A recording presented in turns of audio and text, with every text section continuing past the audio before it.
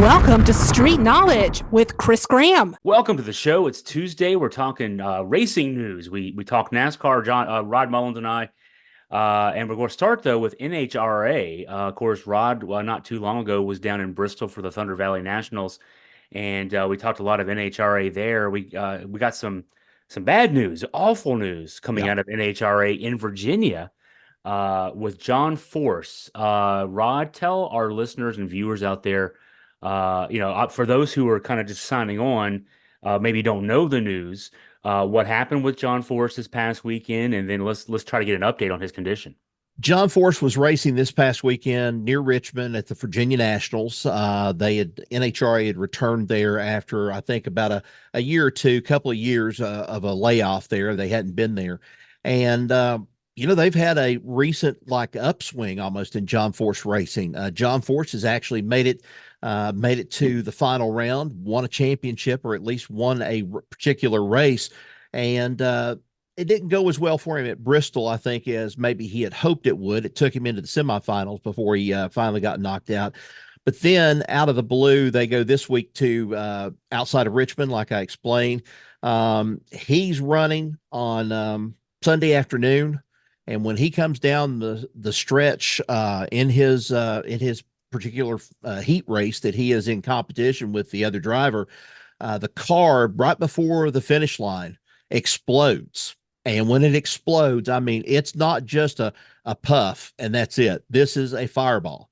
And then everything, the whole canopy, the whole body of the car itself, of the funny car, just all of a sudden gets lifted, it gets ripped apart, and then you think that he goes and he hits the wall initially on the right side from where he was racing at on the track. He didn't hit the wall. They went back and they watched a little bit of the video, and I watched it, and he missed it. But then some way, somehow, he still had control, and then he veered and then hit the left side all the way across the track. The other driver who was racing against him in the funny car division part, he had put his brakes on. He had stopped. He had actually come to a stop, and then he saw Force go across in front of him. And when he did, he hit the left side retaining wall there at the drag strip at Virginia Nationals, there at the Virginia racetrack, there at the Dragway. And then they got to him and took him on to Richmond. And as of right now, the last thing that I heard earlier this afternoon was that he is still in intensive care. They will announce when there is anything that the medical staff can disclose at this point, and that his family, daughter Brittany, who also races, his wife, also the oldest daughter who gave up drag car racing, dragster racing there. She's married to Bobby Rahaal's son, Graham. She's there. They have a whole bunch that's there at the hospital, and they're still waiting on news about, what the outcome's going to be. I think right now, the way it looks, John Force had been talking here for the last several years. He even talked to me at length in a little interview that I did inside the trailer down at Bristol here about 2-3 years ago. And he told me, he said, I think it's getting close, the time of where I'm going to step down. And now he's 75. And, he's been reinvigorated, so to speak, with this racing, how he's been racing this year. And he's had to do so without Robert Hight. Robert Hight has had a medical condition, and he did not return to drag racing this year. So they moved Austin Prock over from the dragsters, Top Fuel Dragster, moved him over to Funny Car to race there. And, he's having a blast. He's enjoying himself. But it's almost as though that Force is kind of grooming him to kind of take over for him when all of this is said and done. And then here's this situation now. And, you kind of get there to a point and you kind of say to yourself, you're 75. How much longer can you carry on like this? And John Force has been through a number of big wrecks. He's been through some, he even told me, he said, the last one I think he had, the last wreck that he had was he banged his head really hard. And I said, well, did you, by any means, did you diagnose anything of a concussion or anything like that? He said, probably did, but he says, I've had so many head bangs and so forth when I've been in these cars and stuff. He says, I've kind of, I just kind of go on is what I do. And he says, until, it comes time that higher power tells him to quit racing, he's going to keep on and stuff as long as he can. And, I hate to be almost the sounder of bad news with it, but I think it's almost time. I think John's probably going to have to step aside out of this one because nobody knows his condition right now at this point. I don't know his condition. I know a couple of people that are close to John Force and the whole situation and the organization too. And everybody's being very tight-lipped about this right now. So it's kind of a wait and see as to what's going to end up happening. Yeah, the most recent published report from a few hours ago today, we're recording on Tuesday, was that his situation is to such a kind of a touchy point that the doctors haven't really thoroughly examined his injuries because it's very touch and go. Right. They're trying to be very careful with his condition. I mean, he hit a wall at 302 miles an hour. Yep. And so you can only, imagine, if we're in a fender bender at 25 miles an hour, you certainly can get injuries and can get some pretty severe injuries. So I saw the wreck, Rod. It's harrowing. I mean, I've seen several videos of it. It's, the car just explodes. It's on, and like you said, it was right before the finish line, or before the finish line. I've seen commentators, Rod, make the analogy. He had obviously a harrowing wreck back in 2007. And at least one of the commentators that I read comparing the two said this one, the most recent one, may not have been as bad as that one. But the difference is he's 75 years old, not 58 years old. What did you think when you saw that and kind of comparing back to that previous wreck? I knew that something pretty serious had happened because, I know that I've seen dragsters blow up as soon as they've come across, the finish line or before they get to the finish line. And most of the time, they're protected. They've got their helmets on, they've got their fire suits on and everything else. But this thing, when it happened and just the way that he careened out of control toward that left retaining wall there at the drag strip, caused a lot of concern for me. That was just a thing that, just like you said, he hit with so much force. And when he hit, there he was. And it was just like the safety safari crew that they have with NHRA, they got there quick. I know the doctors had said something yesterday about the fact that they had treated him slowly. Now, here's the deal. I think the reason why they've treated him slowly is because they're trying to find out maybe what is exactly wrong with him. It's not a simple thing of saying he's got a broke leg, he's got a broke arm or anything like that. They've got to be able for him to tell them what sort of things he has wrong with him. And so I think that they're slowly going through a lot of scans, x-rays, whatever it may be, and then hoping that if he is, and I'm speculating at this point, I'm not going to say that I'm the expert on it, but if he is indeed in some kind of induced coma, for example, that they've got him, they're trying to give him and his body time to repair itself. That's what they're trying to do. If he's got a concussion of that nature and he took a really sharp hit like he did, there's the possibility that could happen. And I know that they've done that before. They have kind of, put the fluid in you and stuff, and they help you to where you can kind of go to sleep.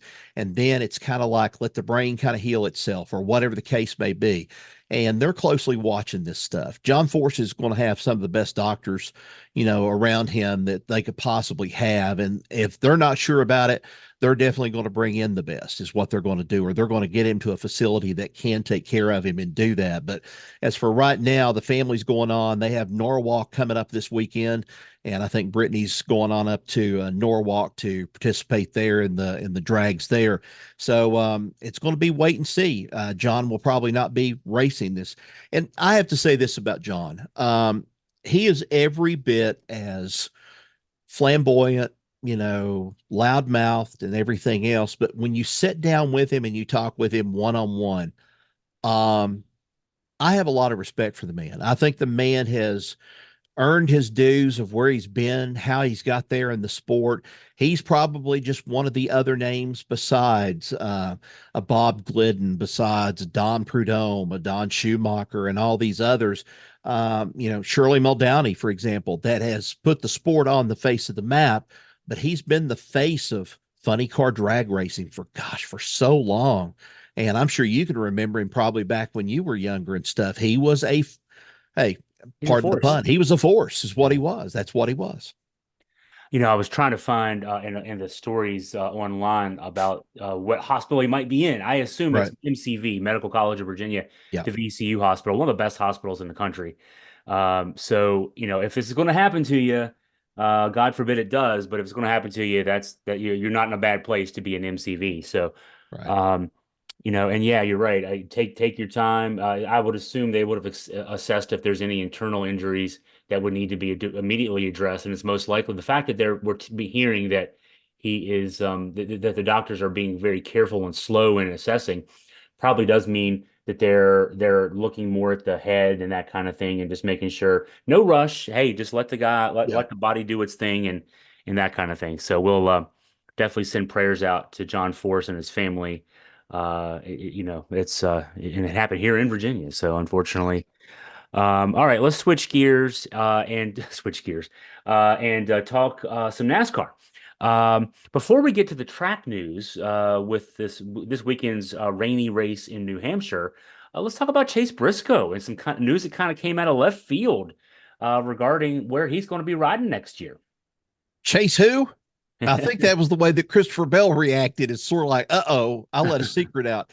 Nobody knew about I think there was some hints about it going to happen, but nobody really knew until we had a press conference on Friday, and they had some rain up in New England and so forth there in New Hampshire. And Christopher Bell is talking to the media, and then he says, they're asking him a question about Joe Gibbs Racing, about who will possibly be the replacement for Martin Truex Jr. for next year. And he kind of goes along, he's dodging it really well, and then he says, well, we'll have to find out what Chase. And then he stops, and then it's kind of like you hear little laughs in the background, and he says, I don't think I was supposed to say anything like that, or I wasn't supposed to say that. And it had gotten so far out of hand, I think everybody knew it was Chase Briscoe, but they even played a joke on Kyle Larson of all things, because from the way it came out, Kyle Larson was sort of like, oh yeah, wishing my best friend and my co-driver Chase Elliott the best as he moves over to Joe Gibbs Racing for next year. And Chase Elliott did in the press conference. He got there and he told people, he said, I'm not going anywhere. I'm staying where I'm at and stuff. But it came out today officially. Had a press conference around 1:00. Joe Gibbs announced it.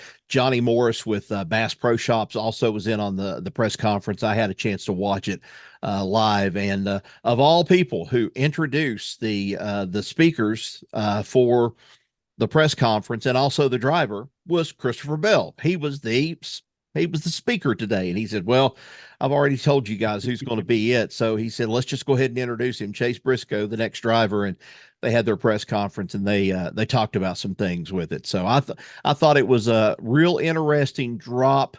I'll tell you this, Gibbs did not waste any time trying to sign Briscoe and get him, because, hey, that kind of eliminates Kyle Busch possibly going back to Joe Gibbs Racing, at least in one sense. Don't think that's going to happen now. And there's some other things that kind of came across too that I was going to share with you here a little bit later on here in the podcast. So assess the impact of this, both for Chase Briscoe as a driver, but for JGR as a team, and for NASCAR on the whole. Does this make Briscoe more formidable going forward? Yeah, I think it does. I think it makes it more formidable. I think it also, after Sunday's race, also sheds some light on the kind of drivers they have over at there at Stewart Haas Racing that are looking for jobs right now. And if you've heard me talk about him before, Josh Berry. Josh Berry had a whale of a race on Sunday. There at one point, there were a lot of people thinking he might actually pull off the win, because he was giving some heat to the eventual leader, Christopher Bell, before he just didn't have anything there toward the end of the race. Then Chase Briscoe passes him for the second spot. And Josh Berry looked really good despite some things that happened with the rain and so forth. But, Josh Berry said it, and I think Chase Briscoe has said it. We're auditioning for jobs. Well, Briscoe has got his job sealed now. I mean, he's ready for 2025. All he has to do is just drive, try to win some races, and save face on a Stewart-Haas season. But here's the funny thing, though, Chris. I was amazed by this. I didn't know this was going to happen.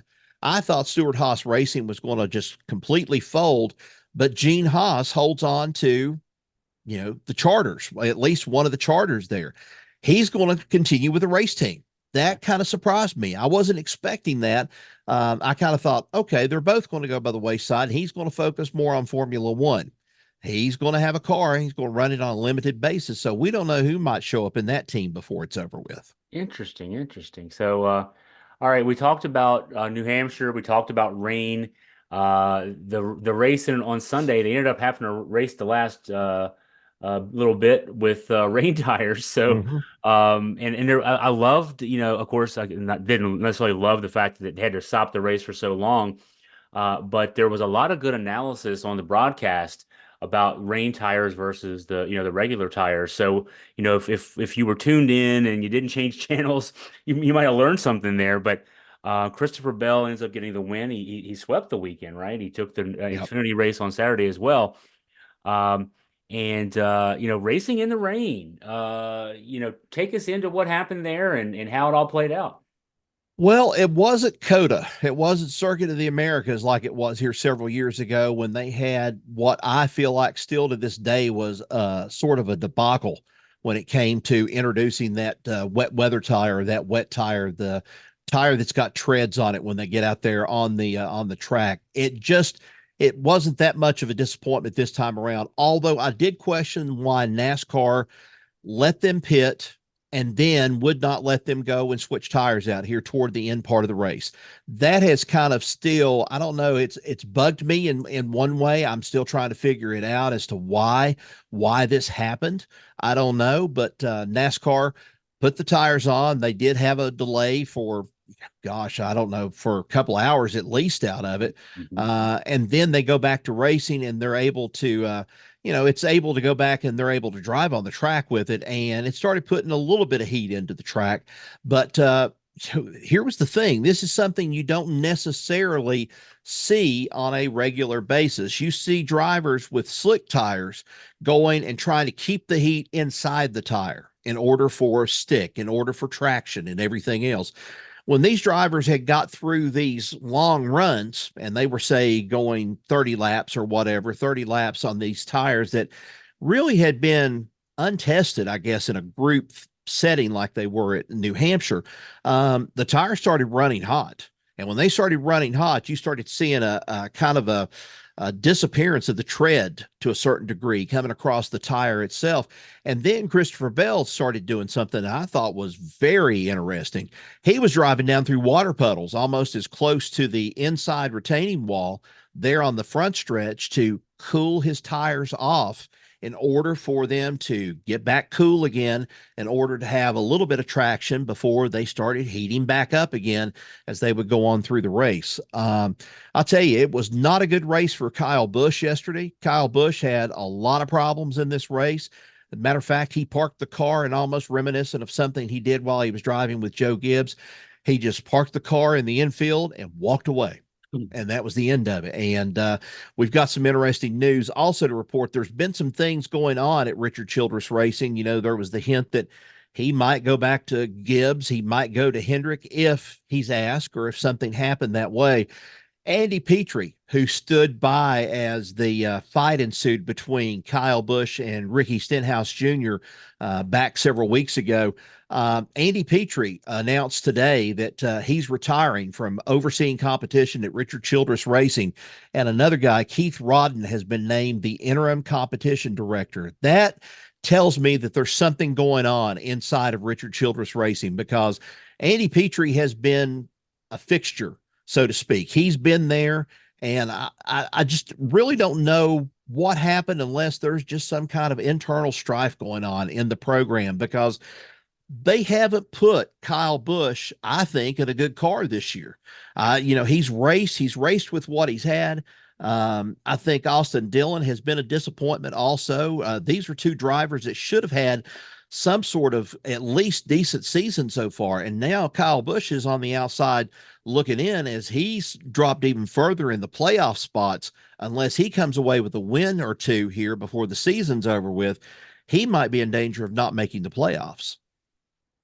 Yeah, it's boy, there's a lot going on there as far as all that goes. So much behind the scenes stuff. Let's see. I'm trying to think what else should we jump into here? Looking ahead maybe in the next few weeks from NASCAR. It's going to be, they're going to Nashville this weekend. Yes. They're going to be racing at Nashville. I know that a lot of them are looking forward to going to Nashville because it's kind of like the short track with a little bit of a mid-sized track sort of feel to it. They all like Nashville, but this is not Nashville Fairgrounds Raceway. This is Nashville Super Speedway that's outside of Nashville in Lebanon, Tennessee.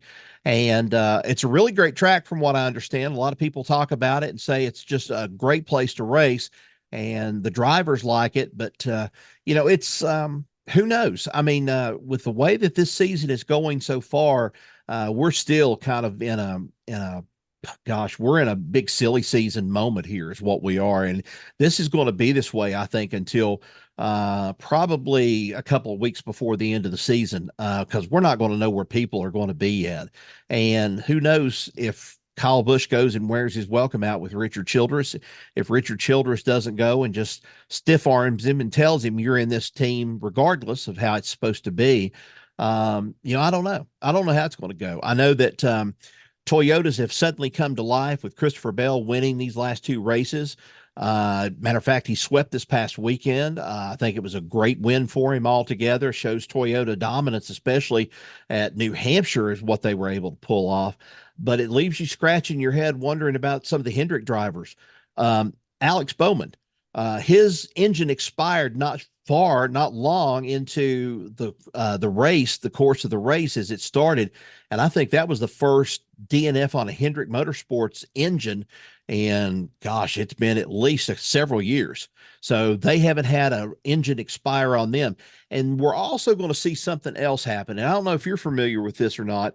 All these engines through this first half of the season, they are technically boxed up is what they are. They take them at the end of the season. They run with the same engine. It's not changing out a different engine unless something goes wrong. But this is the same engine that they are given at the beginning of the year. They do their modifications with it. They do their parts and they add their parts and so forth with it. Now what they're going to end up doing is they're going to take all these first season race engines. They're going to crate them. They're going to be put up, and then they're going to be racing second part of the season. They're going to have a brand new engine underneath some of these guys. It's going to be driving, and who knows what could end up happening. I mean, we've seen a very up and down first part of the season so far. Imagine what the second part of the season is going to be like. Yeah. We got Chicago coming up the following week, the street race, which was really fun last year. I noticed that, of course, there's an Olympic break, a couple weeks there. Couple of weeks. Between Indy and Richmond. Maybe last thing about racing, I don't know if you saw this. I happened to run across an article about how NASCAR is looking at making some changes to its playoff schedule for next year, right? Changing out some tracks. Richmond might lose one of its races, will lose its playoff race, which would move into the regular season. So NASCAR is looking to tweak the schedule to get some different tracks in there for the playoffs. Yeah, well, Atlanta's going to lose. Atlanta's going to lose out on a playoff race. They're going to actually move Atlanta, I think, into a time period, and Homestead also. Those are two races right there. Homestead's the big one, I think, because they said that NASCAR is trying to go with some kind of a schedule that allows them a more of a Southern style audience, or at least Southern weather, at least in the first part of the season. And that means, of course, Daytona, then you've got Homestead, you've got Phoenix, and you've got, some of those tracks there. But, Homestead has been a fun track to watch over the years. I was a little bit surprised with this, but this also goes with this thinking that NASCAR has, that we need to expand, but how do we take care of the tracks that have been there, and how do we move them into our schedule plans, or how we're going to, use them? Because folks, whether you remember it or not, there is a unused racetrack sitting outside of, well, not far from Cincinnati in Florence, Kentucky, sitting up there in Kentucky somewhere. And Kentucky Speedway, even though it's owned by Speedway Motorsports, it's sitting there. And as the last time I heard, they were the parking lot for all of these Ford trucks and vehicles that were being produced by the local Ford factory there. And that's where they sit until, it's time to move them on and so forth. And I'm like, what are they going to do with Kentucky? What are they going to do with, say, in Atlanta? I know that Richmond has been talked about because the fact that Richmond has not done what NASCAR has wanted them to do. NASCAR wanted them to improve the track a little bit more to make for some racing. But as an owner, if that's your bread and butter and it's, you're getting some wrecks out of it and you're getting some good crowds coming in there, why change things? Well, in this day and age, you got to change in order to be able to keep the tracks on the circuit and so forth. I mean, you've opened up North Wilkesboro again. North Wilkesboro may be in the possibility for a regular race run for next year or in the next couple of years. And they're also talking about if they can get Rockingham back on the schedule again. Rockingham is looking like an even more greater opportunity for some of these teams to return back to and race the old-fashioned way. It's kind of like having too many things out there and you're trying to grab at the first thing that you think is going to be the money maker for you, or is going to be the thing that helps you.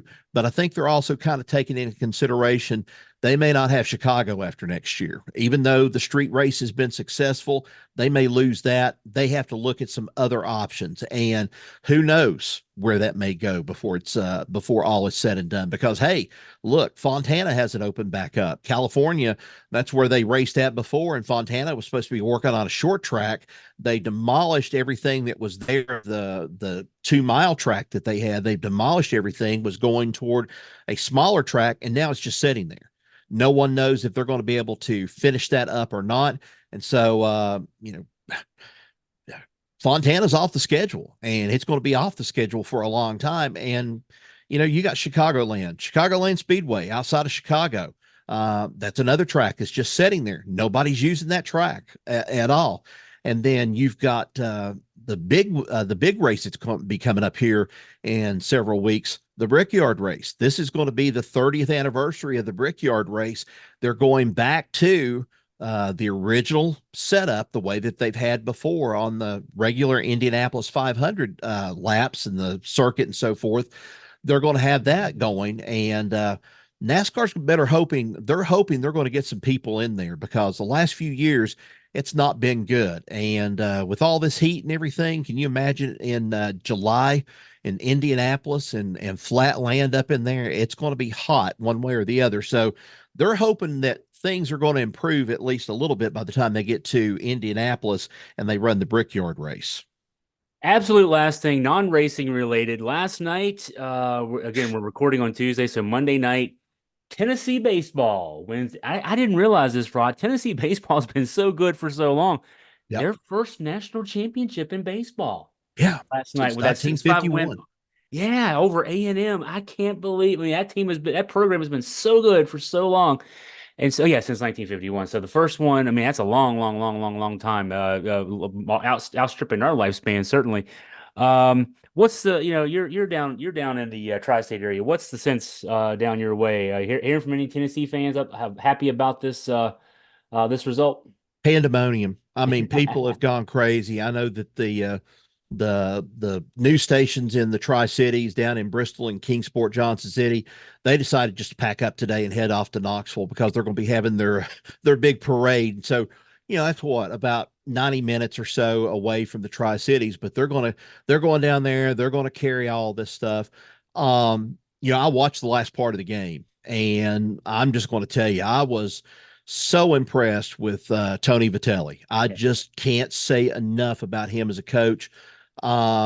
He put some fire in these guys' belly. I mean, after they lost that first game to Texas A&M, things didn't look good. Things did not look good at all. And then he fired them up to get that second game, and then to this third deciding game. I mean, it was just of some things that he, some people were just wondering, could he pull out this magic rabbit out of this hat? And he did. And I think his comments afterwards especially toward his dad, was just really hit home with a lot of people and stuff. He said, "This is the reason why dad pushed me the way he did. He pushed me to make sure that I would make sure somebody else was going to be better, that they were going to be better and stuff." He said, "Sometimes, I'm paraphrasing a little bit of, sometimes I felt like I was kind of the outcast out of the whole thing and stuff from the way that dad coached, but there was a purpose in the way he coached." And he said, "And I learned from one of the best."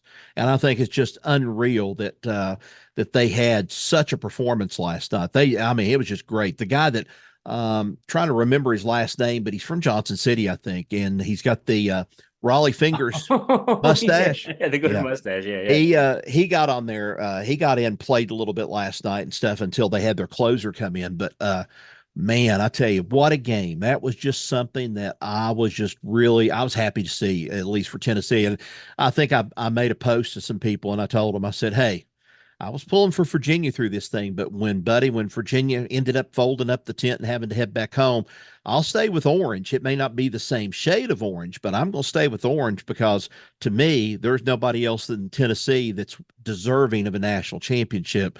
And this program definitely was." Virginia and Tennessee both in the World Series 3 of the last 4 years. For Tennessee, the 1 year they didn't make it, which was last year, Right. might have been the best college baseball team of all time. They just got upset in the Super Regionals. So it's just an amazing thing to see for that standpoint. And I'm sure also, okay, so one, the Tennessee fans are happy they won, and they're also happy that, let's see, Kentucky was number 2 seed. They didn't win. Florida didn't win. A&M, of course, didn't win. Right. So the SEC rivals didn't. But no, it was a great World Series. It's hard for me to figure. I've been home for more than a week, Yep. and it just finished last night. That's how long that World Series is. But I love the event. If and when Virginia gets back again, hopefully it's next year. I'll be heading back out. Hopefully they get a little further along. But if somebody wearing orange won, that's not a bad thing. No, it's not. And considering, I remember a T-shirt from years ago when stuff. I think when I was in Charlottesville, and it was the good, the bad, and the ugly. And it was, of course, UVA was first. I think when it got down, I forget who the bad was, and then the plain ugly was Virginia Tech. But when it had to deal with these teams that were in the World Series right now, the good, Tennessee in this case, and I also have to say Virginia, but Tennessee in this case, the bad in this case was probably Texas A&M. The ugly, I'm sorry, folks, even though I've got relatives that live over there in the state, Kentucky was probably the ugly out of it, that they didn't want in the whole thing to begin with. But, still, I think both teams, Kentucky and Tennessee, did well and well's the other SEC teams. I thought they did well. Oh yeah, it was a good tournament. Wish the ACC had gone a little further, but it was 4 ACC, 4 SEC. The SEC ends up getting the championship. The final poll was out today. Virginia was 7th in the final rankings. So there's worse things than being number 7 in the nation overall from the Virginia standpoint. And all right, well, Rod, Hey, I got a couple of things before we close. Okay. I want to ask you one thing. Okay. One was going to ask you, well, first, let me just go ahead and tell you the news. This was one thing I was hoping to get in there. Announced today, Tony Stewart, Leah Pruitt, expecting their first child coming up in, I think, November. Today. Yeah. So we're gonna have a baby Tony. Maybe, I don't know if Tony. I don't know if the world can take that. Okay. I don't know. I don't know who can take it and stuff. Although when I saw him at Bristol for the drags, he was very humble. Okay. When I saw him there at the drags and everything, you're losing a race team, but you're kind of gaining with another if you're over on the NHRA.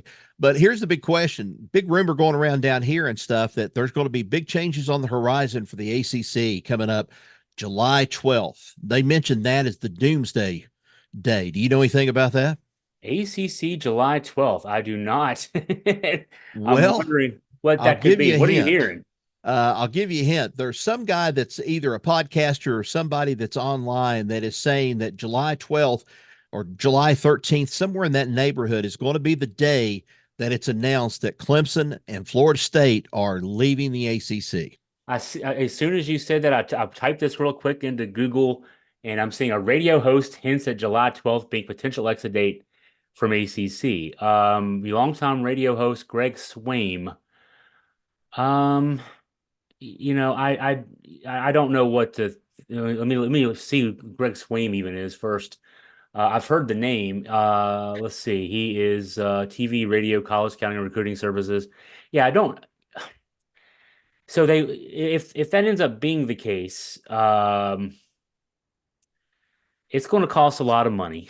Yeah, it's going to It's cost a just lot. because and I say that they're not going to leave on July 12th. They might No, announce if they may announce it.